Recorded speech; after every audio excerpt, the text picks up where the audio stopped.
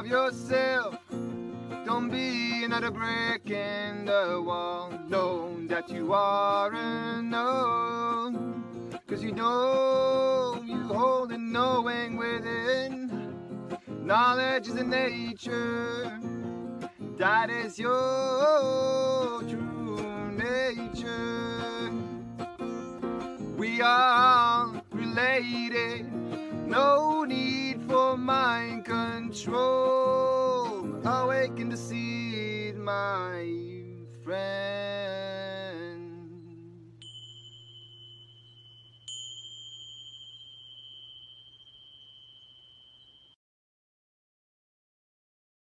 Here we are, back in class. Ranger Greg here, and you are welcome to participate actively with full awareness.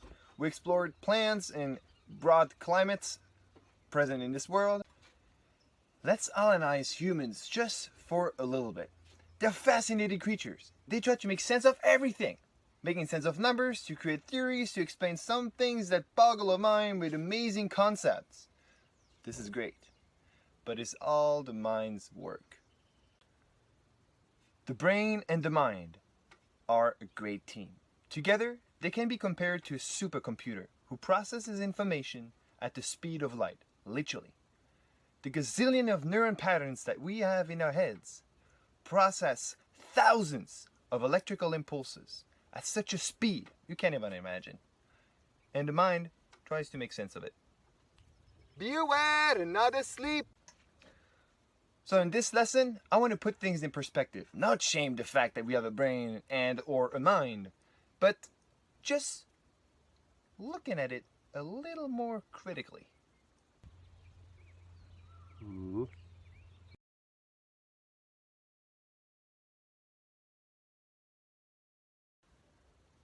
The aspects of a humble human existence lead us to a subconscious trap because they frame the way we see and interact with the world, which is completely subjective. In this sense, our cosmology, meaning the way we perceive and interact with our world and the universe, as well as our immediate environment, depends on several aspects of a human existence. Number one, genetics. What is passed on from generation to generation? What is the heritage that is given to you? This relates to knowledge, abilities, and sensitivities that are passed on from your parents and your parents' parents and beyond that too. All the way up to you. Thanks, Mom. Thanks, Dad. Number two, it also depends on your cultural heritage. I see 1,000 shades of green. 1,000 shades of green. I see 1,000 shades of green. Number three, education. What was taught to you? What did you take on that was taught to you? Not necessarily because it was coming from you, but what information was given to you and interpreted as your own? I tell the truth. Do not question any of it. Number four, personal memories and experiences which accumulate in our minds. Too much. Too much. This regroups stories we heard, tales we read, emotions we experience throughout our lives, but also your intelligence and your intuition, which serve as guides through this life, but are also both very personal. With all this, you're saying that these parameters condition my inner world, which defines how I relate to the outside world? We learn as we go, and our opinions are ever changing according to our experience in this life. So you might even remember a time where you had a different opinion on things. You perhaps changed your opinion several times in your life, or even during this series of videos that you watched. Well, we are going to now look into different aspects of our mind to see if you think for yourself. Some authors suggest that the brain is the physical organ that is given to us that allows us to process information or stimuli, electrical impulses, in other words. The mind, on the other hand, is allowing us to think, and is not necessarily defined as a physical organ. So different authors suggest different things, so let's just not get into it and let's try to make it as easy as possible. Apparently your brain has different parts that processes different kinds of information. Some coming from our emotions, others coming from our senses, and these are questions that neurosciences treat. It's fascinating. Our super brain mind team compiles information that comes from many different areas. Some coming from the images we expose ourselves to, like the movies we watch, the music we listen to, the people we meet, the inside versus outside temperature of our bodies, the food we eat, the drinks we drink, the clothes we wear, the things we speak, the words we use, etc., etc. The list goes on. Everything is recorded.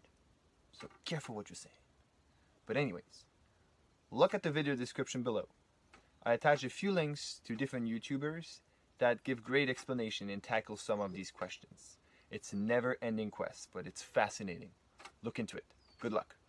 It is suggested that a complex system is open, adaptive, and ever-changing, which allows that system to adapt itself. Just like in meteorology, a cloud is considered a complex system. What's complex about a cloud? Well, let me tell you that. A cloud is ever-changing due to internal and external conditions. Moisture, winds, temperature, and so on. And it's extremely adaptable because it shapes and moves around according to these conditions. And our minds work the exact same way. It shapes and moves and adapts according to internal and external conditions, like we just saw earlier. So to become mindful is to preserve that capacity to stay on track while adapting yourself. The main aspect I want you to remember is that our brain has a grouping function. Let me tell you again. Grouping function. Grouping, putting together. Function, ability. Ability to put into categories, to sort through the information that is given to us. Like our senses. If we would have to treat every single information that is given to us through our senses, we would be completely overwhelmed and not get anything done.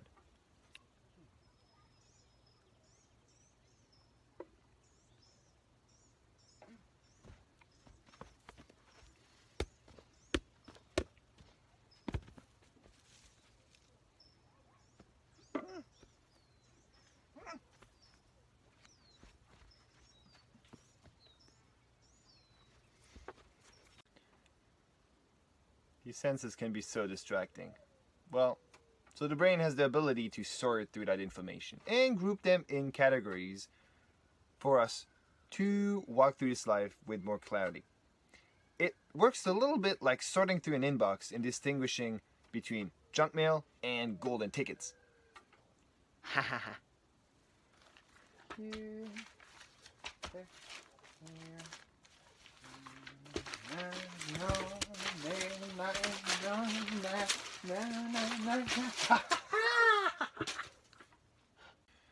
Here's a great example how our brain works. Imagine yourself being on top of a high mountain and you have a whole landscape in front of you.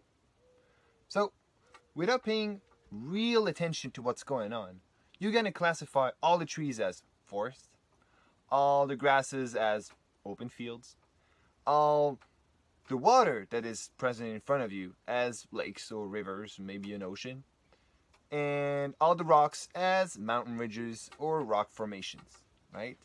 So that's how it works. The brain creates categories, and it's only once you start paying attention more in detail to each of these categories that suddenly differences and definitions start popping out. And there it is, the trap of comparison. Dum dum dum. So we are kind of trained to compare and differentiate, as our brain does that pretty much naturally. So there's one mode of thinking that is pretty predominant in Western cultures, and it is called the Cartesian dualism, shaped by René Descartes, a French philosopher. And dualism relates to the belief of two. the belief of two separate entities. In the case of Cartesian dualism, it relates to the distinction between the mind, which is the realm of thought, and the body, which is the realm of matter, the physical, the tangible. And it's thanks to the mind that we interpret the physical as tangible. That doesn't make any sense. Oh my God, I don't even know who I am. I'm lost! Cogito ergo sum. This belief basically separates the conscious self and the outer physical environment. Let me stop for a second. I am not denunciating dualism, because it's a great way to see things. It's a great way to make sense of things, right? This book is not the same as this plant. Great.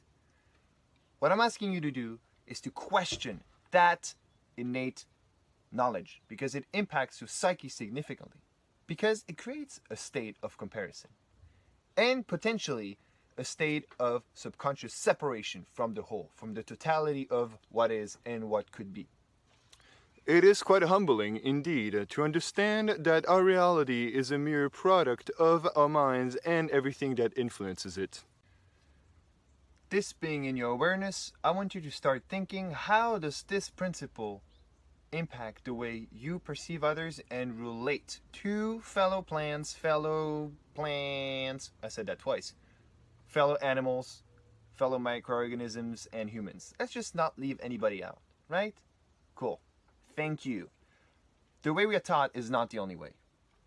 Throughout this world, throughout traditions and cultures, you have so many different ways to classify and differentiate, make sense of our environment.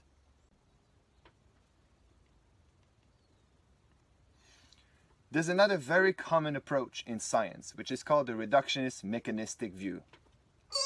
I know, big word, hold on. It's just describing in a fancy way how Lego world works. One Lego piece plus another Lego piece added together, we have the sum of the two pieces.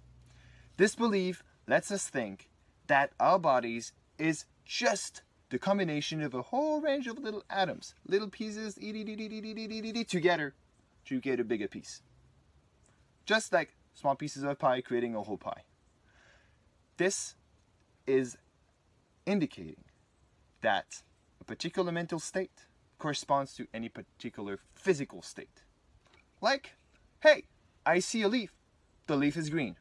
I can see that leaf being green because I have a neuron firing up in my brain that tells me green, green, green, green, green, green. I can see greenly now, the rain is gone. Paf! You explain how life works. If only this could be that easy. There's a guy named Aristotle who suggested that the sum of the parts are greater than the sum of the parts. So confusing. Well, he kind of passed away 322 years before Christ, so, maybe he was just thinking about things differently. But believe it or not, this still applies today. Imagine that these two Lego pieces are two players, part of the same soccer team. They're not only soccer players. They are human beings being able to exchange in complex ways, creating strategies back and forth, bam, bam, bam. So they are not only soccer players. They have access to such an array of different actions and strategies that it's not only these two human beings running around. Many people in this world do not interpret and organize their environment in the same way. The way you and me are taught is definitely not the only way. It's my way or the highway. So how can you notice yourself getting trapped into a mind frame that rejects other perceptions? Well, just become aware of your opinions. How did you even get there? Where are these opinions coming from? Are these really your own? Or were you taught to believe that way? Did you take on somebody else's opinion as your own? Is it maybe an experience that gave you a certain outlook on life, or person, or thing in your life? Maybe it was a traumatic experience. Maybe it was an inspiring experience. All these things come into play and frame the way we see things. These are all questions you need to analyze for yourself. I'm not your mind. So, to summarize, I am not rejecting the fault on René Descartes. He refined an existing theory, the theory of dualism. We all try our best, right? Is that not exactly what plants teach us to? Just do the best you can with what you have. Never lose that.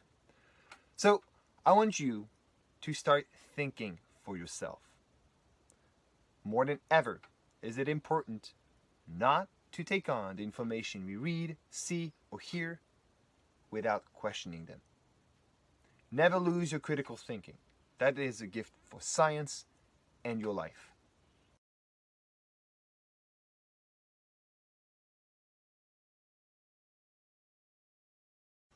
Now it's your turn to work. I want you to, just after this, stop this video, but get off your chair and look around you and pick 10 random items, the first ones that come to your sight. And the exercise is going to be to create categories and reorganize these items in different ways. Look at this.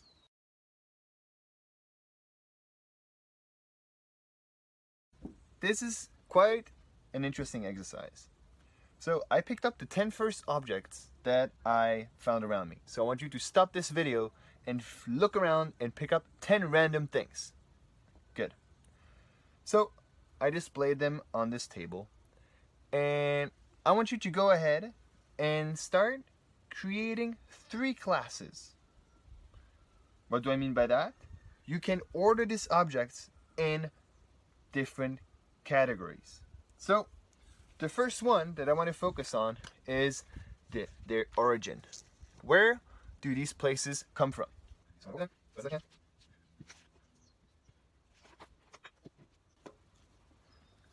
And I instantly created 3 categories. These items coming from North America, these items coming from Central America, and these items coming from Asia. So now I want you to take these same objects and reorder them in 2 different ways. Let's go ahead and let's create 3 different categories once again. And I'm decided to order them by materials.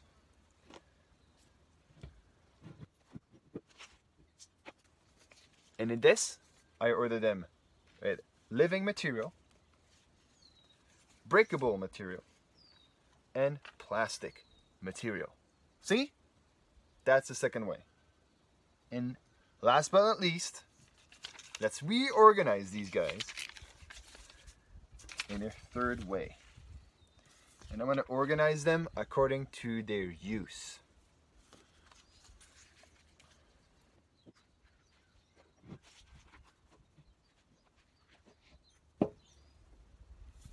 We have hobby-related items, essential items, and what I considered as non-essentials. So now I want you to go ahead, pick out 10 items around you and organize them in 3 different ways, respectively creating 3 categories each time. Good luck. So I made an arbitrary classification, looking at their origin, their use, and what they were made out of. Of course, you can be creative and reorganize them however you want, according to the size, the color, the texture. That's all up to you. I want you to ask yourself, why are we actually doing this exercise? Like, how is this giving you a different perspective on things? What is it actually teaching you? So how can we know that we know the things we know because of what we really know? Nobody knows. I want you to ask yourself if your opinions are context dependent. In other words, are your opinions shaped by your environment? Or are you shaping the environment according to your perceptions? I want you to write the answer in the comments down below. I'm just curious to know where you stand in all of this. Let's have a quick recap. First, we saw that we intuitively create categories in our minds, which allows the process of information. We just create mental boxes to distinguish between important versus secondary information. Second, we saw that thanks to dualism, we're able to compare these information and see them as pieces of a puzzle. Third, the mechanistic reductionist view allows us to put these pieces together, just like a puzzle again. So, to create a whole puzzle, we just need little pieces. And last, Aristotle reminded us that by adding all these pieces together, the result is more than just the completed puzzle. It gives rise to something greater. He asks us to ask ourselves, what makes us live? Is it really only the collection of meat organs we have in our bodies? I hope this was useful to sharpen your sense of critical thinking. It was a pleasure to have you. This is Ranger Greg, and we'll see you all next time. I'm out. It is quite humbling indeed to understand that, what do we understand again? It also depends on your culture.